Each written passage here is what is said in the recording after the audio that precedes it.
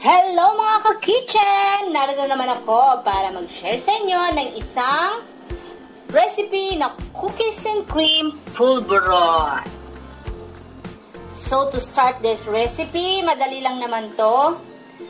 Magto-toast lang tayo ng 2 cups of all-purpose flour. Sa pagto-toast ng ating flour,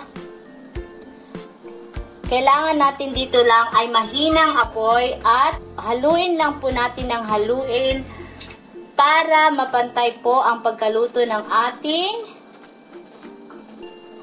flour. So sa pagtutoast ko ng flour na to, inabot po ako ng mga siguro 15 minutes at pag lumabas na po ang aroma ng ating toasted flour, ibig sabihin po ay luto na po ito at tutungo na po tayo sa ating next step. Papalamigin po muna natin siya ng konti at isisift po natin ang ating flour para po maging fine ang texture ng ating pulveron.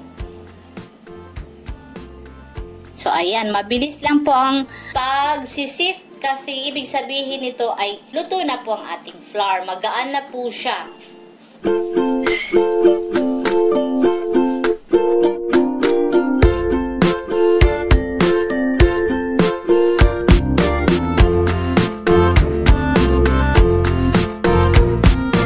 Pagkatapos po natin i-sift, maglalagay na po tayo ng ating ibang ingredients.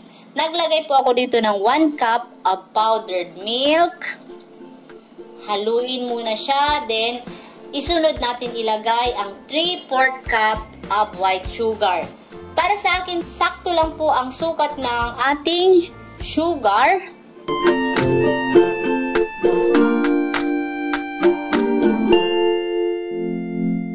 At pagkatapos haluin yan, ay ilalagay naman na po natin ang ating melted butter or margarine.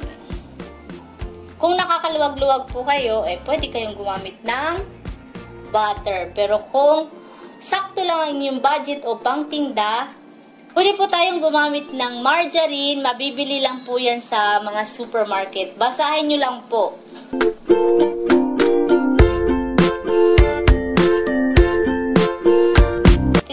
Crumpled na natin ng gano'n ang ating mixture, malalaman po natin na well combined na po siya kasi namumuo na po sa ating balat.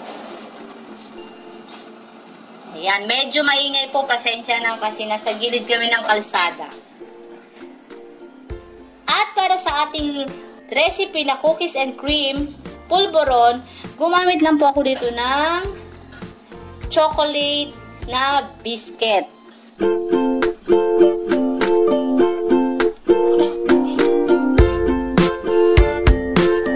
Ayan, mga 4 po siguro ang aking ginamit dyan. Hindi ko na po napakita kung ilan po ang aking nilagay. Pero mga 4 po yan na biscuit na chocolate.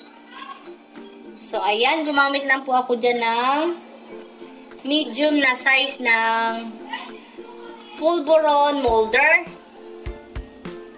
Ayan, madali lang, diba? Pwede na po yan ibalot. At sa susunod na video ko, ayan na po ang papakita ko ang pagbabalot ng aking pulveron na pwede nating pagkakitaan, ipang business, ipang negosyo, ipang regalo, ipang souvenir.